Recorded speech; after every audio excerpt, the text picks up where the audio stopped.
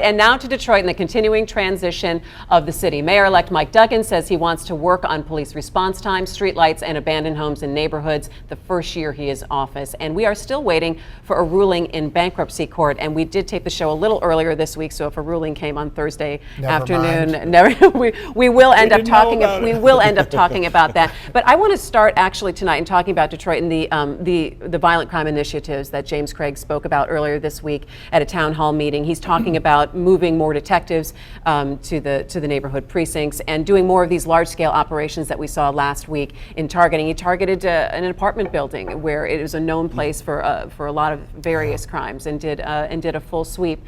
From what you have heard so far, Nolan, do you like what you hear? I like anything that looks like an urgent response to this problem, because for too long we've really not responded. The city hasn't responded with the urgency a slaughter of this nature demands. We're losing a person or more a day to homicide in this city. And we had a forum last night, the Detroit News did, or earlier in the week, we had a forum with Mike Duggan, and you know, he acknowledged, he said, if we don't get crime, if we don't find an answer to this violent crime, he said nothing else matters. Now, the chief did say that the numbers have gone down. So the homicide rates have gone down by 16%, yes. And violent crime a little bit. Well, okay, but you got to also keep. But numbers again sometimes aren't so comforting to people, right? So last year we had more murders in the city of Detroit than we'd had in something like 20 years, right? So being 16% down off of that, well, I mean, I'm not trivializing, but it's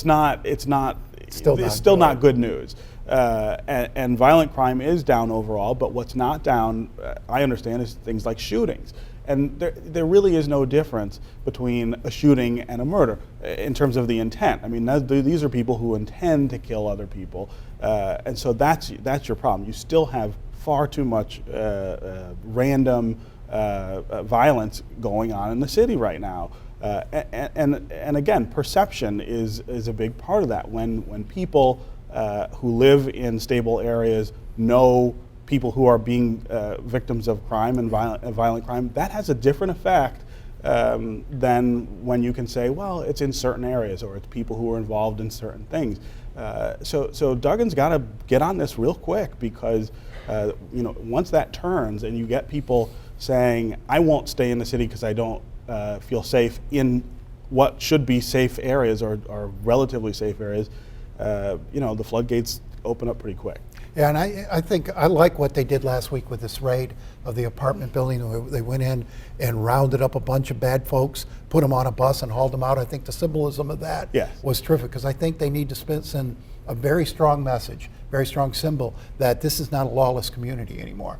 If you're a criminal, particularly if you're violent criminal, we're going to bust your head. And I don't think it's any coincidence that we saw a huge spike in homicides just after the state solved its budget problem by allowing a lot of early releases from prisoners. Many of those folks came right back to Detroit into an economy where there was no jobs and picked up where they left off. And where they were not given the support that the state had promised them in terms of reentry. You know, you can't just say, well, now you go back to the community. You got to give people support, and we didn't do it. You know, let me ask you this. You spoke with Mike Duggan earlier this week, and again, he hasn't taken office yet, so we can't expect so much, but what kind of conversations has he been having with Chief Craig and talking about some of the crime? Well, I don't think he's having much conversation with anyone at this point. He's still trying to figure out, and he was very candid about that in his discussion at our forum. He's still trying to figure out what role he's going to be allowed to play. And it was very apparent that it's still not clear to him if he's going to have any authority in this new job until Kevin Orr leaves. They're talking, but they haven't reached any sort of agreement yet on that. What are those conversations like, Steve, do you think? Well, I think they're very tense right now, because Duggan is eager to build a team, which he's got to do before, I think, January 1st. And Kevin Orr gave him money to do that? Well, a transition team, but he's not allowed him to hire any appointees. So we have no idea who's going to do any of these jobs that need doing in the city come January 1st. And I'm getting a little anxious as well to know that, that the democratically elected leader of the city is going to have a role in this whole process, in the bankruptcy, in the restructuring, and in the management of city government. That's super important right now, and they have not been able to figure out what the boundaries are going to be to allow that to happen. He was really talking down expectations Tuesday night. You know, he basically, his theme was, I'll do this, this, this, and this if I'm allowed to. If I'm allowed to. And he really did not project any sort of optimism or confidence that he would be allowed to. I think he's in a wait and see mode. He doesn't have any guarantees at the moment. I guess what's the timeline for something like that, though? Because wouldn't you think that some kind of decision would be made? Are they just literally, Kevin Orr's administration waiting to see how Mike Duggan reacts to certain things? Or I mean, when do you make that call? I don't know what it is. I would have thought, and I know that Kevin Orr was anxious to have the election over and know that there was going to be a democratically elected partner, and I think he's got to be pleased with the outcome. He got the better of the two candidates.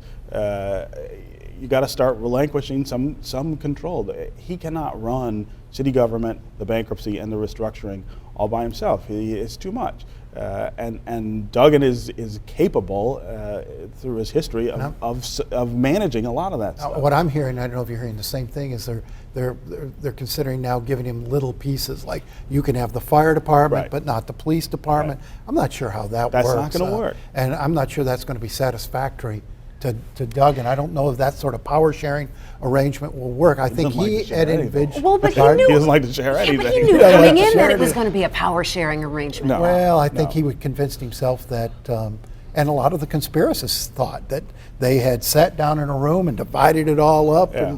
and they were going. But I don't get a sense that they're ready to make Mike Duggan the COO, which is what we sort the of model that anticipated. makes sense. Do you think that they would give him a little something and then see what he does with it and how he does with it? Or do you even really have the time to do that? I mean, just I don't don't think think that you makes have the any time sense. to do that. And this little, okay, Mike, you can have these three. And as he said in his address the other night, everything is tied to another. So you can't really fix the fire department without fixing the accounting and procurement departments and the HR departments, because they're all linked. And you can't do it piecemeal. He made a very good point that just giving him one thing to fix, and not all the things it's linked to, won't work. Yeah. And there are three sort of infrastructure kind of departments that you have got to focus on: HR, IT, and the law department, right? Those three things don't function well at all in the city, and that affects everything else, right? That affects how the police can do their jobs. It affects how garbage gets picked up and things like that. You've got to allow Duggan, who I think would be very good at getting in there and trying to sort all that out and upgrade the technology and get some managers in place to run the city a little better. But I just don't know that they've been able to. I don't know if it's a personality conflict or if there's some. That's highly possible. It is I mean, possible. they're Very both sort of strong touchy, head. thin-skinned guys, Sure. and you can see the potential for sparks between those. I think two. you got to have a thick skin, though, to do those jobs that both of those gentlemen are doing, though, don't you think? No, they Something, seem a little hard touchy. head or something. All right, and we are going to be talking to Mike Duggan next week. So next Thursday, have your Thanksgiving dinner and then tune into my week, because we'll be sitting down the entire 30 minutes with Mike We're gonna have Duggan. turkey. That's right. So just a program note. Put note on for those everyone. expando pants and try to stay away. It's all about elastic on Thanksgiving.